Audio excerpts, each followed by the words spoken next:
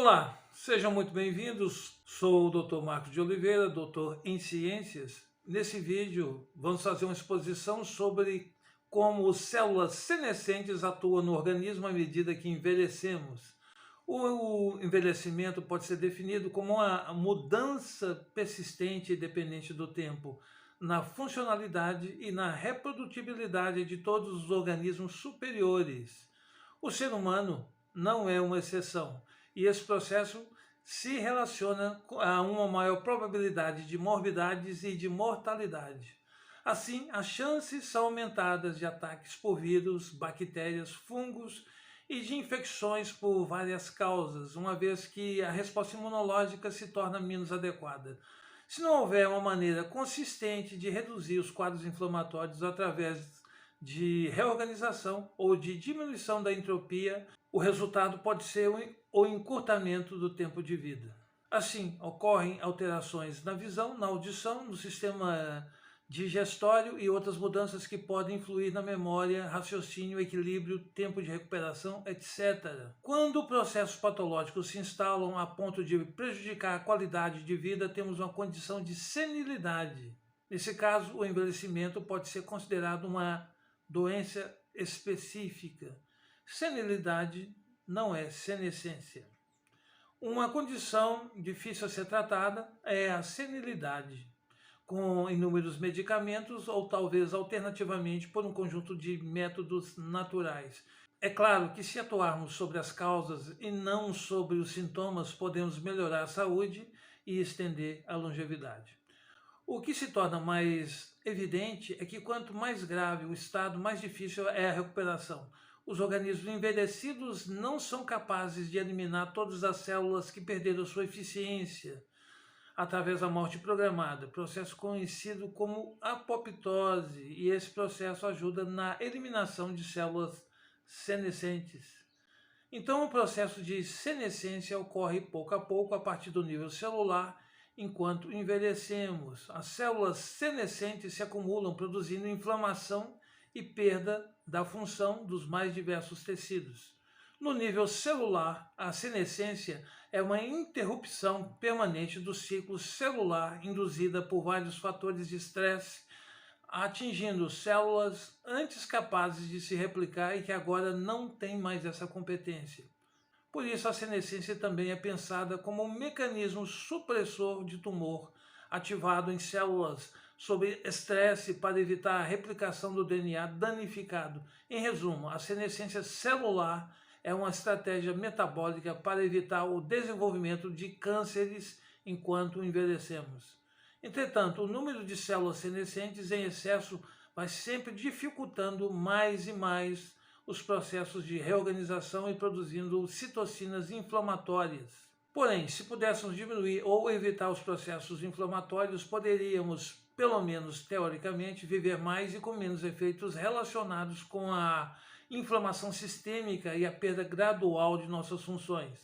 A questão que se abre é relativa a uma forma de diminuir seletivamente a quantidade de células senescentes, consequentemente reduzindo a inflamação, sendo a longevidade uma função direta das condições de homeostase ou de saúde.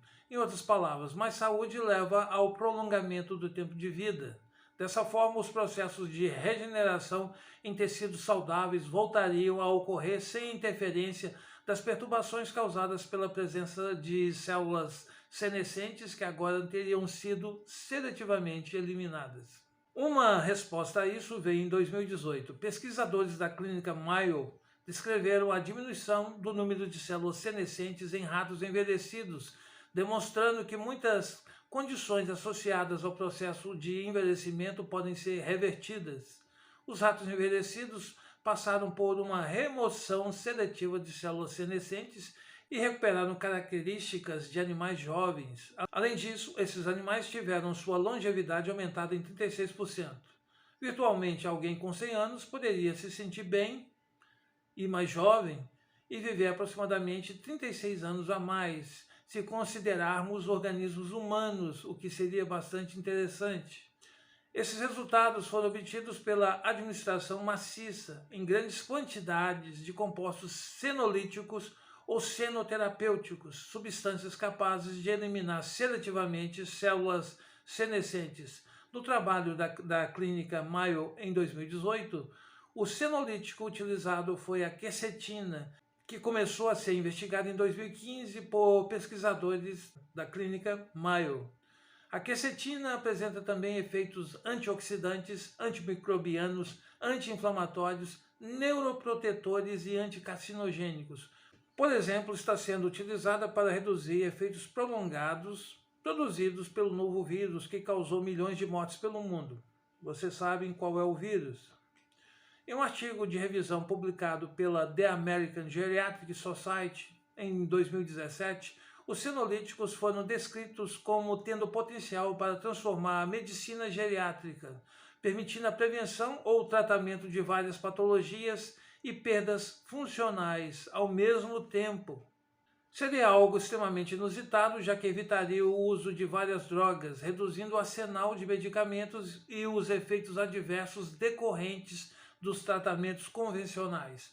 O mesmo estudo de revisão considerou a redução da carga de células senescentes, levando a menos inflamação e a uma função aprimorada das células-tronco mesenquimais, as quais são células-tronco de adultos e diretamente implicadas em processos regenerativos em adultos. Um dos artigos analisados de autoria de Xu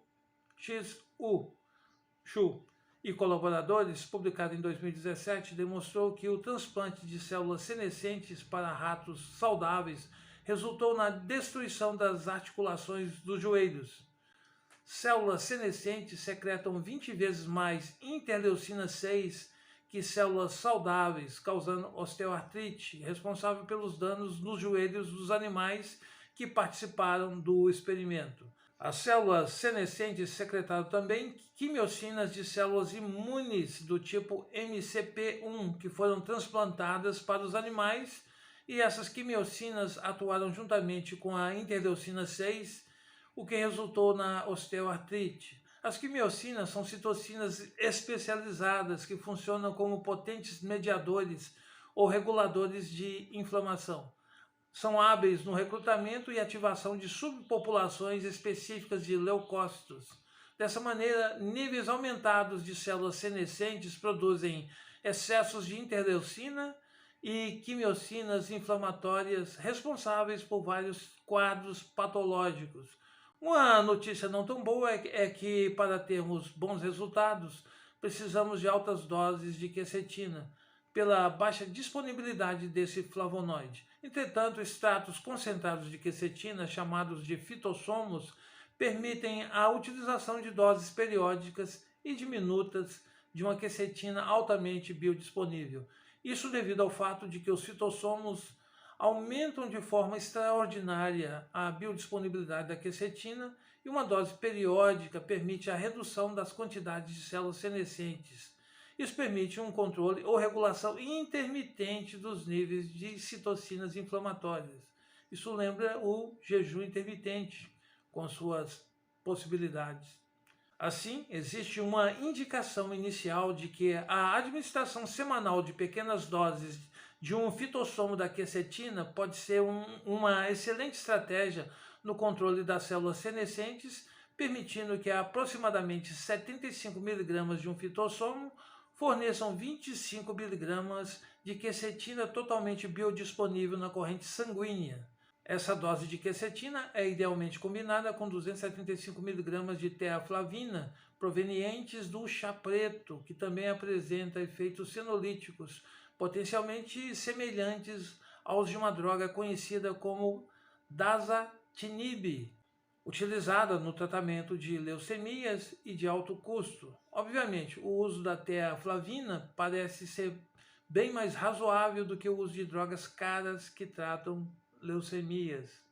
Existem também doses de quercetina combinadas com piperina extraída da pimenta preta ou pimenta do reino. A piperina aumenta muitas vezes a biodisponibilidade da quercetina. Agora, curtam o vídeo, deixem um like, assinem o canal, nos sigam nas redes sociais. Agradeço profundamente a todos que assistiram. Forte abraço em todos vocês e até um próximo vídeo.